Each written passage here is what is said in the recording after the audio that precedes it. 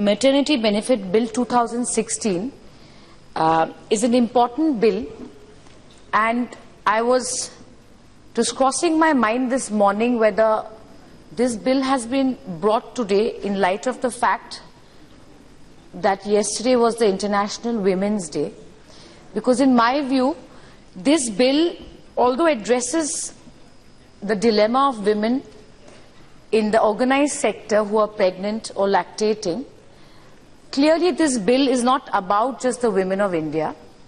And the reason I say this is the strength of our future generation, their capacity to work, whether it's health or whether it's the strength, internal or external, actually directly depends on how well we look after our women when they are pregnant and how much of care we give our women during the period that they lactate when they're breastfeeding a child.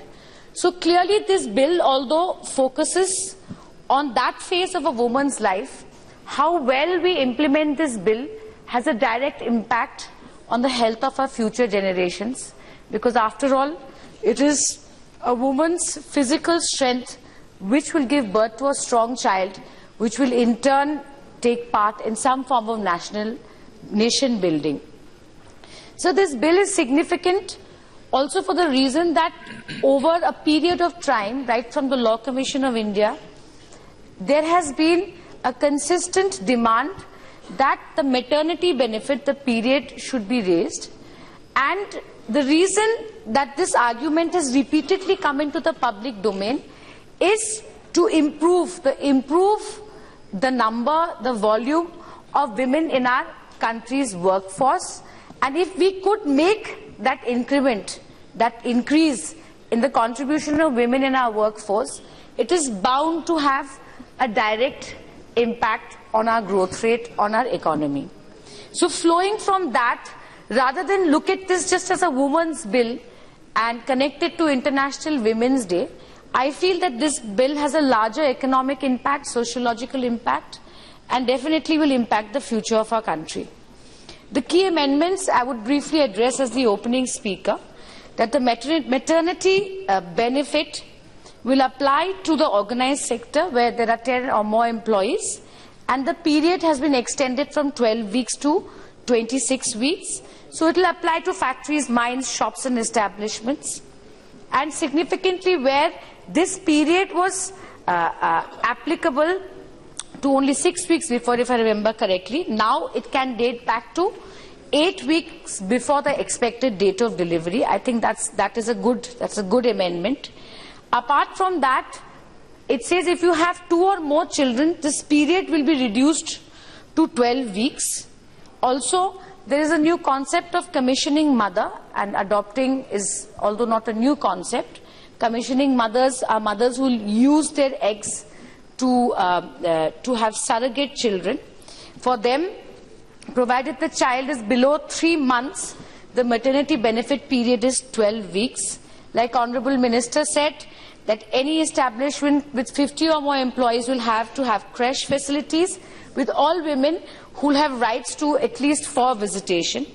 Apart from that, the employer and the employee during the period of maternity benefit will have the option to work out of home on mutually agreed terms and conditions. Now the question is, I go back to why maternity benefit becomes important in a workplace for a woman, because actually if we look at the figures of our nation, it's quite saddening.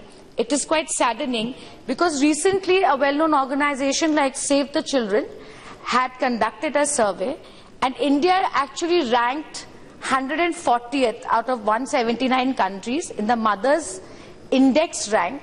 And the reason this figure or this data is important is because that one of the criteria in ranking India as a nation for Mothers Index rank is maternal health and children's well-being.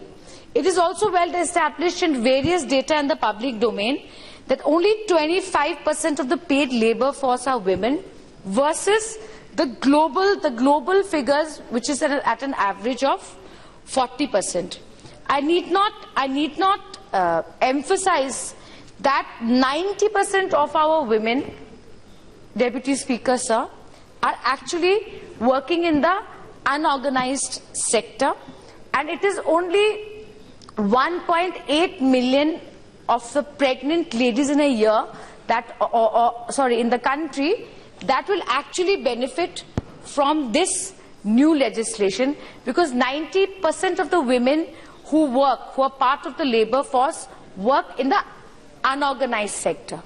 So the question is, if we were to say that the 2008 Act about the unorganized sector covers that, I would request the Minister to ensure that there is parity, that there is parity, without which the consequence will be to leave out most of the working women of this country.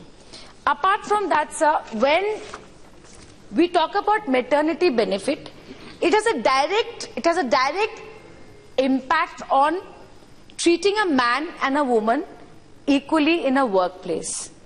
Whereas this bill looks very progressive, but my greatest fear is that will it act as a deterrent in the private sector? Today, if a 22 or a 23 or a 24-year-old girl applies for a job, will it be the first thought in the mind of the employers that hiring a young woman who's otherwise very capable and well qualified, do I take on a financial burden in that the entire maternity benefit has to be borne by the employer? There is no provision for government funding. There is no provision of social insurance, which exists in many other developed nations. So I wonder whether this benefit to a woman will be counterproductive when it comes to increasing employability of women in our workforce.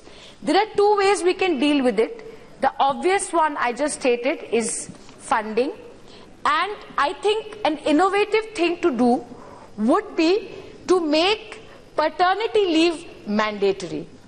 If a man and a woman if a man and a woman were both entitled to that, the presumption would be that just like a woman would avail it, there's every chance that a man will avail it, and therefore it does not work as a disadvantage for the woman, sir.